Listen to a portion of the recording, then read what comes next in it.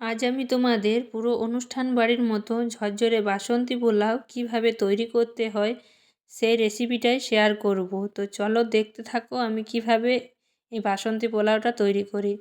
তো এখানে আমি 1 বাটি পরিমাণে চাল নিয়েছি, আর এই চালটা হচ্ছে গোবিন্দভোগ চাল। তারপরে আমি জল দিয়ে চালটাকে বেশ ভালো করে ধুয়ে নেব। আর এটা যতক্ষণ না জলটা পরিষ্কার হয় ততক্ষণ পর্যন্ত কিন্তু ধুতে হবে, কিন্তু হালকা হাতে ধোয়ার চেষ্টা করবে। আর তারপর চালটা যাতে ঝরঝরে হয়ে যায় আর শুকিয়ে যায়, তাই আমি চালটাকে তুলে নিলাম একটা পাত্রে। আর এরপর লাগছে আমার 1 টুকরো আদা। আদাটা দিলে বাসন্তী পোলাওয়ের স্বাদটা যেন আরও বেশি ভালো হয়, তাই আমি অল্প একটু আদা থেতো করে দিয়ে দিলাম। আর এইদিকে আমি ঘিটা গরম করে নিচ্ছি, আর এই ঘিয়ের সাথে দিয়ে দেবো হলুদ।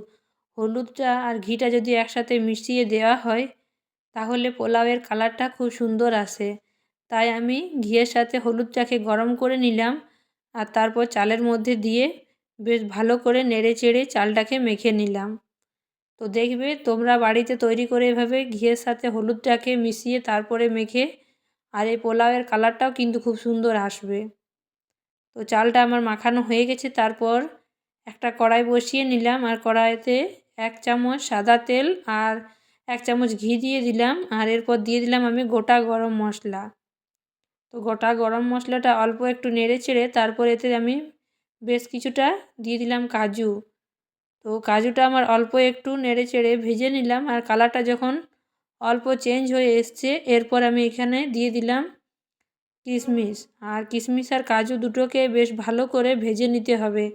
কিশমিশটা দেখবে একটু ফুলে উঠছে, তখন এর মধ্যে ম্যারিনেট করা চালটা এর মধ্যে দিয়ে দেবে।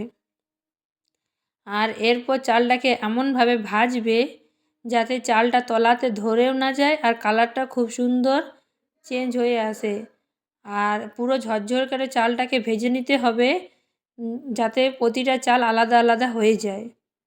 আর তারপরে আমি এখানে পরিমাণ মতো নুন দিয়ে দিলাম, আর আবারও খুব ভালো করে নেড়ে চেড়ে মানে ভেজে নিলাম। তো দেখো আমার চালটা কিন্তু খুব সুন্দর পুরো ঝরঝরে করে ভাজা হয়ে এসছে।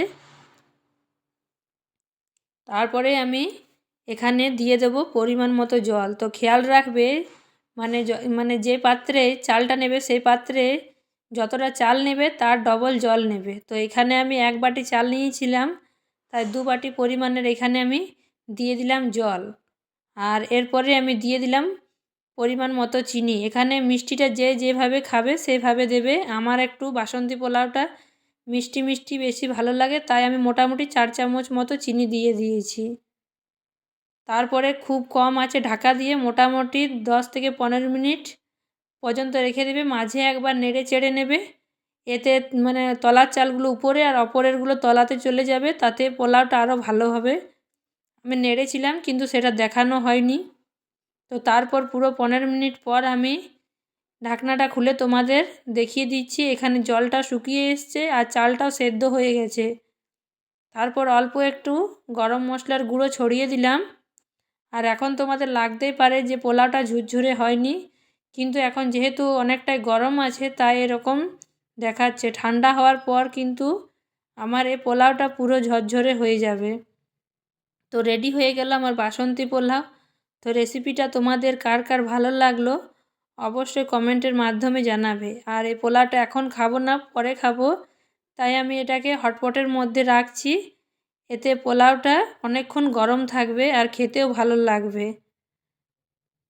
তো তোমরাও একদিন এভাবে বাড়িতে বানিয়ে ট্রাই করতে পারো বাসন্তী পোলাও।